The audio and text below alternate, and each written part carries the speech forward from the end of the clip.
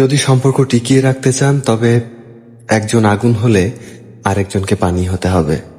একজন হুটহাট করে রেগে গেলে আরেকজনকে ঠান্ডা মাথায় তার রাগ ভাঙাতে হবে। কারণ সবশেষে সেই মানুষটা তো শুধু আপনার সব থেকে কাছের মানুষ, তাই না? আসলে একটা সম্পর্ক তখনই পূর্ণতা পায় যখন দুটো মানুষের মাঝে বোঝাপড়া ঠিক থাকে, দুজন মানুষ দুজনের খারাপ ভালো দিকগুলোকে মেনে নেয়। আজকাল হুটহাট রাগারাগিতে অনেক সম্পর্ক খুব সহজেই নষ্ট হয়ে যায়।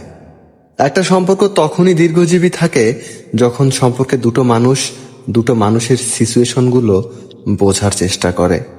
যে সম্পর্কে দুটো মানুষ একসাথে রাগারাগি করে তবে একটা সময়ের পরে সে সম্পর্ক ঠিকই নষ্ট হয়ে যায়, যেটা হাজার চাইলেও আর কোনোদিন ঠিক হয় না। তাই বলে এটা নয় যে সবসময় একজন মানুষই চুপ থাকবে আর একজন রাগ দেখাবে। সম্পর্কে কখনো কখনো আপনার অপর দিকের মানুষটার জন্য আপনাকেও নত হতে শিখতে হবে, কারণ সবশেষে সেই মানুষটা আপনার কাছে দরকার।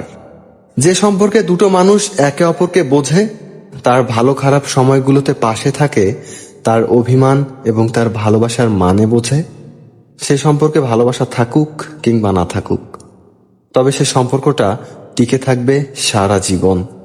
একে অপরের ভালোবাসা হয়ে, একে অপরের ভরসা হয়ে, এভাবেই একটা ভালো সম্পর্ক পূর্ণতা পায়।